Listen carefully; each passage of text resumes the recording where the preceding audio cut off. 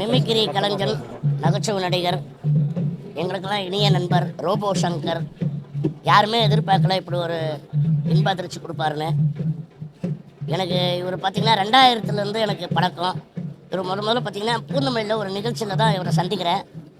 இப்போ இருக்காங்களா மனைவி பிரியங்கா, அப்போ வந்து பார்த்தீங்கன்னா அறிமுகப்படுத்துகிறாங்க, இந்த மாதிரி சங்கர், ரோபோ சங்கர், நான் இவரை தான் லவ் பண்ணுறேன், அதனால் வந்து இங்கே சென்னைக்கு வந்து செட்டில் ஆகிட்டாரு அப்படின்ற மாதிரி சொல்லிச்சு. அப்போ தான் நான் பார்த்தேன். அப்போ வந்து பார்த்திங்கன்னா சில்வர் பெயிண்ட்டு போட்டு ரோபோ பண்ணுவார். அப்போ வந்து அதுலேருந்து அப்படியே நிறைய நிகழ்ச்சி நாங்கள் அப்படியே அடிக்கடி சந்திப்போம். காலையில் பார்த்திங்கன்னா 8 மணிக்கு ஃபோன் வரும் எங்கேருந்து லேண்ட்லைன். அப்போ வந்து பண்ணுவார், அண்ணே நான் மதுரிலேருந்து வந்திருக்கேன், எனக்கு சென்னையில் யாருமே தெரியாது, நீங்கள் எனக்கு நிகழ்ச்சி சொல்லுங்கள் அப்படின்னு சொல்லிட்டு டெய்லி காலையில் 8 மணி ஆனால் கரெக்டாக ஃபோன் பண்ணுவார்.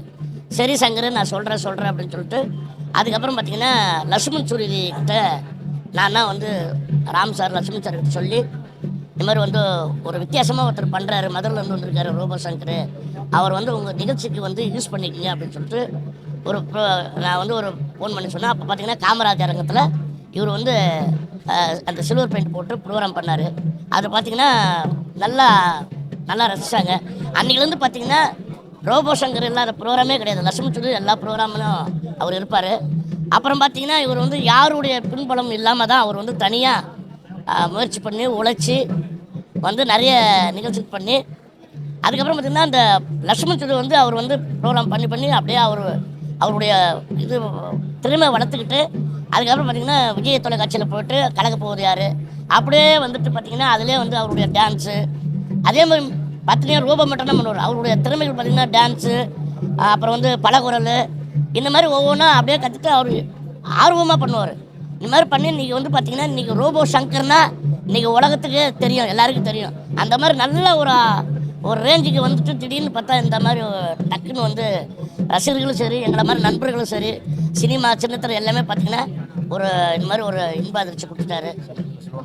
சமீபத்தில் பார்த்திங்கன்னா யாழ்ப்பாணம் போயிருந்தோம், இப்போ தான் 2 வாரம் முன்னாடி. ஒரே கலாட்டா. அதாவது பார்த்திங்கன்னா அந்த சூப்பர் சிங்கர் ஒரு 8-10 பேர் வந்தாங்க. அதில் பார்த்திங்கன்னா ரோபோ சங்கர், நான், இவர் தான் நடத்தினார் பிரேம்நாத். அப்போ பார்த்திங்கன்னா இங்கேருந்து போகிற வரைக்கும் வர வரைக்கும் ஒரே கலாட்டா. அந்த ஏர்போர்ட்டில் சரி இது பண்ணு, அவர் இருக்கிற இடம் அது எந்த இடமா இருந்தாலும் சரி அவரும் ஜாலியாக இருப்பார், சுற்றி ஜாலியாக இருப்பார். அந்த மாதிரி ஒரு நல்ல கலைஞன், நம்ம ஒரு நல்ல கலைஞனை, திறமையான கலைஞனை நம்ம வந்து இழந்துட்டோம். அதனால் வந்து என்ன சொல்கிறது, அவங்க குடும்பத்தை ரொம்ப ரொம்ப கஷ்டப்படும். உண்மையில் வந்து கடவுளுக்கு வந்து அவங்களுடைய அந்த குடும்பத்தாருக்கு தேர்த்து கொடுத்து அவங்க வந்து இருக்கணும். ஆமாம், எல்லா இறைவனை நான் வேண்டிக்கிறேன். மகிழ்ச்சி, நன்றி.